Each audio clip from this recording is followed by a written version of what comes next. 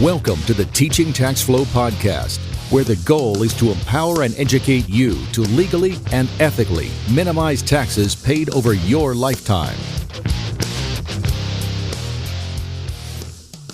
Welcome back to the podcast, everybody, episode 23.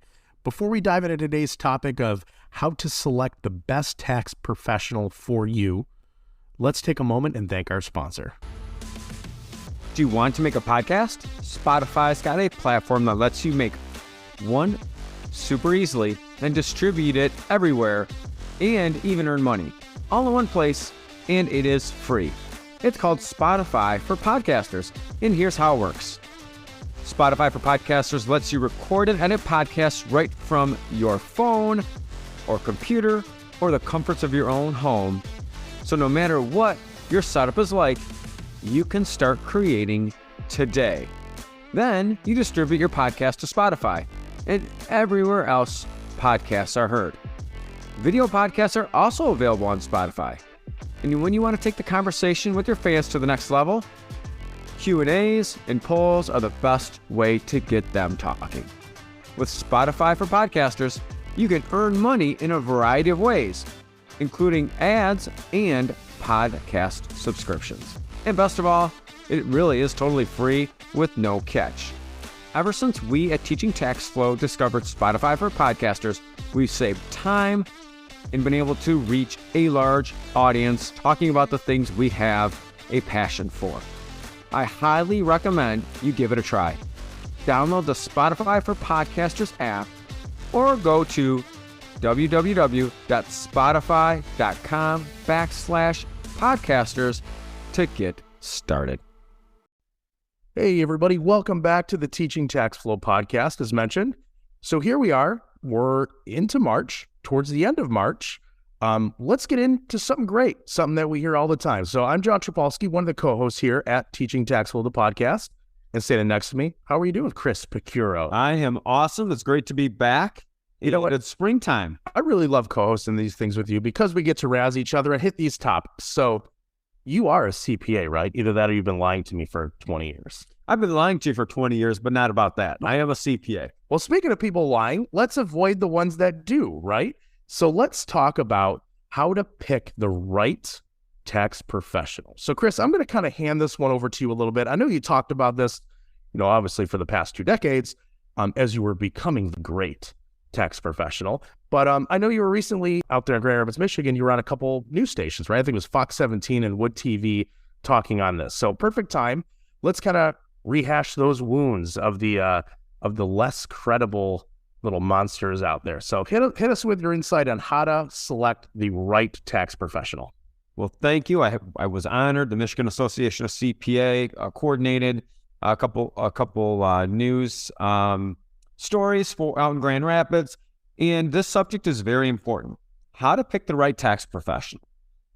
Because it's confusing out there. And we always think about if you walked into a room of 100 people and all 100 people were a CPA or an enrolled agent. An enrolled agent is a very specific designation for qualified and licensed tax professionals. Just by looking at them, you wouldn't know who's good and who's bad, or what do you mean by good and what do you mean by bad. We really want taxpayers to connect, to partner with a tax professional that they trust. And so I'm going to give out some tips and tricks to finding that right tax professional, because if you think about it, the information that you give a tax professional is very private. Maybe a doctor gets more information, but what's on your tax return is not only your name, your home address, your social security number. Dates of birth are not reported on a federal form, but on many state forms. Driver's license for identification, verification, your children's social security numbers, your income, your routing number, your bank account number. As you can see, there's just a lot of information that you're sharing with somebody. You want to make sure that person is trusted and that's going to be there for you.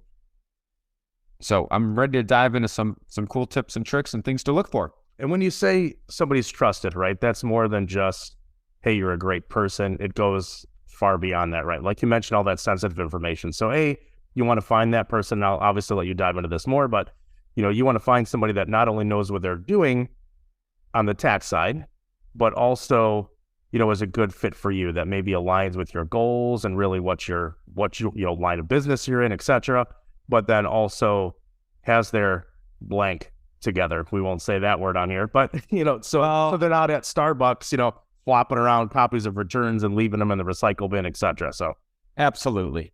And some of us gave up swearing for Lent, so I've been doing pretty good, except on the pickleball court. Hey, I beat myself out and while we're recording it, not even after the fact. So I'm happy with it. Impressive.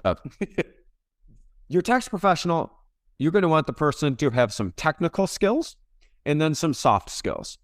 And right now we have a huge deficit of tax professionals out there. So typically it was easy to find people with the hard skills or the technical skills and really hard to find people with the soft skills. Now it's hard to find people, period. And so if you're working with a tax professional, first of all, if you're comfortable with that person, you're already winning the game. And even if that professional, none of us know everything. And even if your fact pattern is kind of stretching the scope and expertise of that professional, I would encourage you to maybe ask that professional to network or to bring someone else in. And my point is, having a great relationship with someone, the grass isn't always greener on the other side of the fence when you're working with tax professionals. So having a great relationship with someone is important. Let's talk about those technical skills first. Excuse me. You're going to want to work with somebody or a firm that is licensed and insured and has some type of professional designation. That could be a CPA. That could be like the aforementioned enrolled agent. But you want to make sure that they have professional liability insurance. You also want to make sure that they have a technology stack that keeps your data protected. That is very, very important. And although you're concerned about the cost of the tax preparation, that should not be one of your top 3 to 4 concerns. And I know it's important, but one of the things that a tax professional is going to wonder about is if you're looking for a new tax professional and you ask about the price in the first 1 or 2 questions, to be very honest, that's going to be a red flag for your tax professional. So make sure that, because if you trust someone, you know that they're adding value that far exceeds the cost of the services that they're providing. So those are some of the things you're going to want to look for. And actually, starting in that conversation, say with, maybe not a pre-existing relationship, say somebody you've been working with for a while, might seem odd to ask them this down the road, but say you're searching for a new firm to partner with. Kind of maybe a dumb question, maybe not, but like you had mentioned, making sure that they're insured, as simple as that. Is it a similar kind of conversation, say a contractor coming into your home, they kind of put it right out there on the open, say we're licensed, bonded, and insured. I don't think I've seen that too much on the tax side or preparer side at all, but how do you start a question like that? Is it awkward if somebody asks you that, or kind of walk us through that maybe, like an easy way to ask? Absolutely. It's not a common question that people ask, although it might. Maybe it should be. Now, our practice, we've been in business for over 20 years, so it's typically not something that someone that is just starting their practice would get that question more often. The first thing you're going to do, let's start with your current situation. Make sure that when you look at your tax return, that your tax professional is actually signing the return as a paid preparer.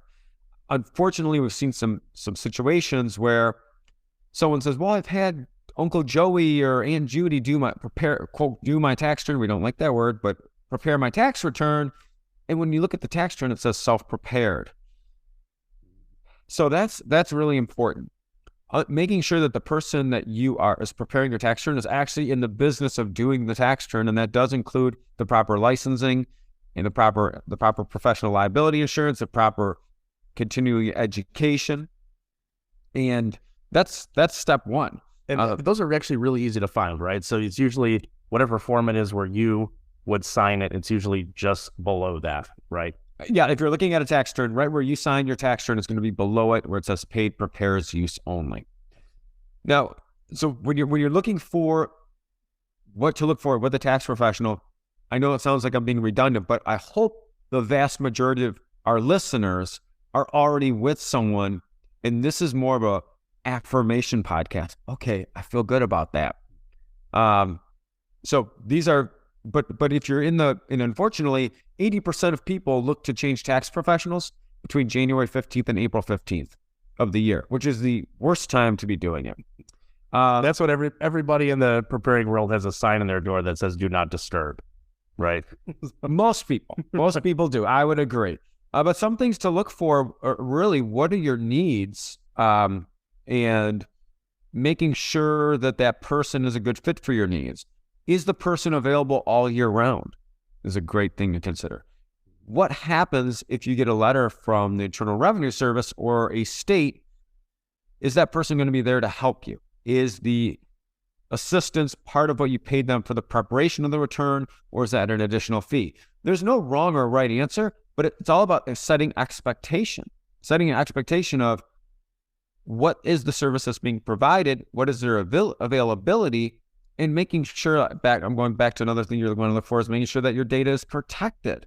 You mentioned, I mean, you don't want your tax professional with all of your tax documents sitting at a coffee shop where someone could walk by or someone can see something. I'm actually uncomfortable with tax, in my own personal opinion, and what we do in our practice. We like all of our tax preparation and all our applications in the cloud, where there's firewalls in place instead of on a desktop, because that computer could fall in, could be stolen, could break, anything could happen to that computer, and now you've got another issue. And it seems like time flies. I mean, you guys have been doing that for well over a decade. It seems like, I mean, you guys, as far as when I say you guys, your private practice, I remember when you made that transition to it, it was almost, an early adopter in a sense of, you guys always led with security on the forefront, which was great. But I remember you having to train pretty much your clients how to use it. And a lot of people weren't familiar with it at the time. So kind of rolling into tech stack, I mean, that is very important. Sometimes some practices, I'm sure, are a little slower to adopt with that. It's not the end of the world, but it's always nice to have it. I know the way that you guys have set it up, it's built for security and convenience, right? Like, it saves having to mail something.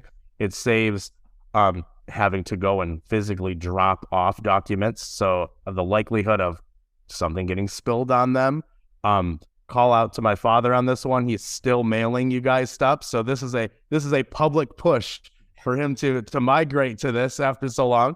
But it's really twofold, right? Like, a lot of the stuff that you guys have implemented is for the practice efficiency and security, but then also for the client experience, right? Absolutely. And now there are certain tax practices that are a little more old school that want paper copies of things. And if you're a taxpayer that you want to sit down in an interview style with your tax documents, then you should find a preparer that shares the same beliefs from a technology stack or lack of technology stack. Mm-hmm. It's all about the right fit. Right. And so you find that match. It's not like if your preparer is not doing it that meets one of these criteria, they're not doing it wrong. There's, like you had mentioned, that's a great point, that there's a fit for everybody in there. Absolutely. And typically you're going to find preparers either, based on your geographically centered or specialty centered. So if you have a situation, a friend of mine from the National Association of Tax Professionals is an expert in assisting people that own childcares. And she has clients all over the country. She's a better fit to handle a taxpayer that has a childcare than myself in our firm, even if we live 5 miles away from the childcare. So for someone that's specialized in an industry, it would make sense to work with that person. When you're looking at these tax professionals, no matter what, each tax professional has to have something called a PTIN, which is a tax preparer identification number. And that's PTIN. Yes, PTIN. That's issued by the Internal Revenue Service. It has to get renewed every year. And that PTIN is part of the information that is put on the preparer's portion of the tax return that they're signing. But that's something you're going to want to ask a preparer if they have a PTIN. And you could ask for proof of it. You also, one of the things we mentioned is making sure the preparer is actually signing that return. Ultimately, remember, your tax return is your responsibility, but the tax preparer does have some responsibility as well under, not to get too technical, but under Circular 230. That's why you want to make sure that tax preparer is licensed, either has some type of professional designation, and is part of some type of professional organization as a watchdog or as a third party, watchdog organization to hold us all accountable. Excellent. So I know there's a lot of things to look for, right? We only went into a couple of them. I know we've talked of probably 20 of these over the years. So just really, really briefly, so the marketer in me is going to come out for a second, right? It's very easy for somebody to say, run a Facebook ad, saying that they're taking on new clients and doing this. There's really no, we should say credibility behind it, but really that's what you've seen as the public. You've seen this ad that's been put out there. So without going into a ton of detail on this, we could do a whole nother show on this, but like, what are a few things maybe to really watch out for or kind of stay away from your perspective? Great question, because the IRS just put out some information about what to be aware of. And unfortunately, there are some predators out there in the tax preparation field. The best thing you could do is ask for a referral from someone that has a similar situation as yourself. Now, we don't walk around knowing everyone's tax situation, but in general, it could be a friend, a coworker, someone, if you're into doing a bunch of crypto, for instance, it could be another person that does a lot of crypto investing, and you might ask them. So that's going to be the first step. The second step is commit yourself to a longer term relationship with a tax professional. It's okay to ask if they are a little more mature aged. It's okay to see if they have a transition plan, because this is important to you. And make sure that obviously you're comfortable with their data security.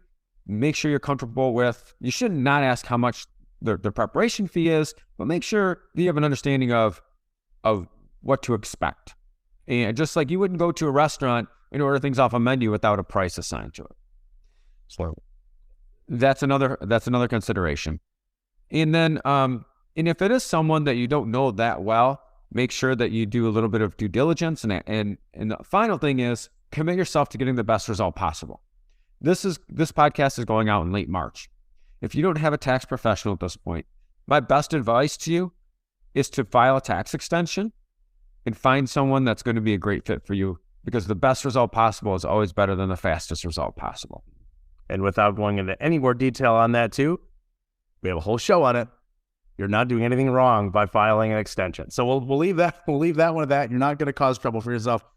Chris, before we do wrap this up though, is there anything else that you really want to add to this topic as a whole? I mean, I know this is something that, you could have somebody that, just to throw out a couple scenarios, you may have moved to a new town, your previous preparer isn't comfortable, you not being there anymore face to face. So you obviously have parted ways there. So you're in that situation of finding somebody else. Or Chris, as you mentioned too, which is a great point, this isn't really is not crafted, this content around, this is a way to fire your tax preparer, right? This might just add the warm and fuzzies to it. Say, yep, I have the right person. They may be missing a component of this, but that component is not really that important to me. So you absolutely have the right person. So anything else to add before we wrap? Well, my thought is exactly, the grass always isn't greener on the other side of the fence. Remember, tax professionals are humans also. One thing to consider would be talking to your tax professional about how they are obtaining their continuing education and making sure that they're up to date on tax rules. They're not going to know every rule. Hopefully they spend some time networking with other professionals and can bring resources in when needed. The Michigan Association of CPAs put out a really nice document about the top 10 questions to ask a tax professional. We're going to put that here in the show notes, a link to that as well. And focus on getting the best result possible. And if you're struggling to find a tax professional, please let us know. We would be happy to try to guide you in the right direction. That'd be hello@teachingtaxflow.com. Shoot us an email. We're happy to help. Excellent, Chris. Well, thank you for diving into that. I know you've talked about this a lot, obviously just doing the Fox 17 and the Wood TV interviews. So thank you again for repeating some of this stuff and maybe bringing up some new topics. If anybody has any specific questions, or like Chris had mentioned, reach out to us at that email. Feel free to hop onto the Defeating Taxes Facebook group. Post any questions on there. Sometimes the fellow members are quicker to respond than we are, because sometimes they're on it right away. and help each other out. Like if somebody has an issue with it, maybe you find yourself in the same situation as them. Maybe you're in the same, line of business. You might be able to refer amongst yourselves as well. So please feel free, post anything in there. But beyond that, we will see everybody next week.